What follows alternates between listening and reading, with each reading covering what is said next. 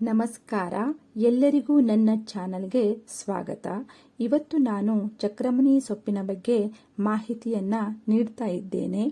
ಚಕ್ರಮುನಿ ಸೊಪ್ಪು ಇದನ್ನು ಮಲ್ಟಿವಿಟಮಿನ್ ಗಿಡ ಅಂತ ಕರೀತಾರೆ. ಯಾಕಂದರೆ ಈ ಸೊಪ್ಪಿನಲ್ಲಿ ಮಾನವನ ದೇಹಕ್ಕೆ ಬೇಕಾಗುವ ಎಲ್ಲ ಜೀವಸತ್ವಗಳಿವೆ. ಈ ದಿನ ನಾನು ಚಕ್ರಮುನಿ ಸೊಪ್ಪಿನ ಪಲ್ಯ ಮಾಡ್ತಾ ಇದ್ದೇನೆ.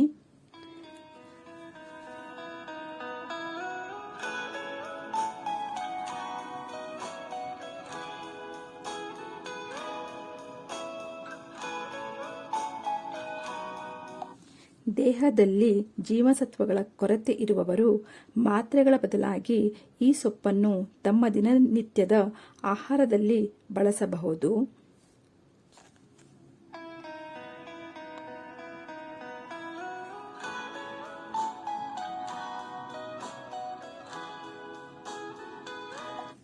ಪಲ್ಯ ಮಾಡಲು ಎಣ್ಣೆ, ಸಾಸಿವೆ,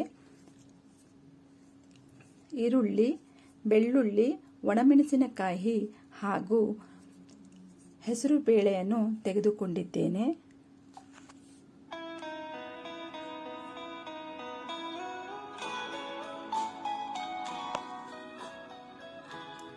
ರಕ್ತ ಶುದ್ಧಿಗೆ, ಕಣ್ಣಿನ ದೃಷ್ಟಿಗೆ, ಚರ್ಮದ ಕಾಂತಿಗೆ ಹಾಗೂ ರಕ್ತಹೀನತೆಯಿಂದ ಬಳಲುವವರಿಗೆ ಈ ಸೊಪ್ಪು ತುಂಬ ಪರಿಣಾಮಕಾರಿಯಾಗಿದೆ.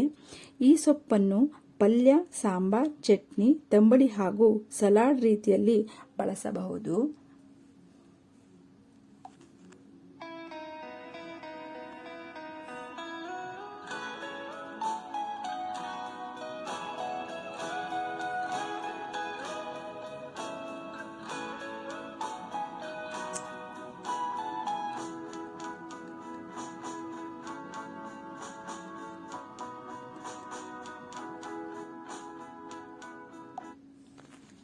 ವಿಡಿಯೋ ಇಷ್ಟವಾದರೆ ಲೈಕ್ ಮಾಡಿ, ಶೇರ್ ಮಾಡಿ, ಸಬ್ಸ್ಕ್ರೈಬ್ ಮಾಡಿ.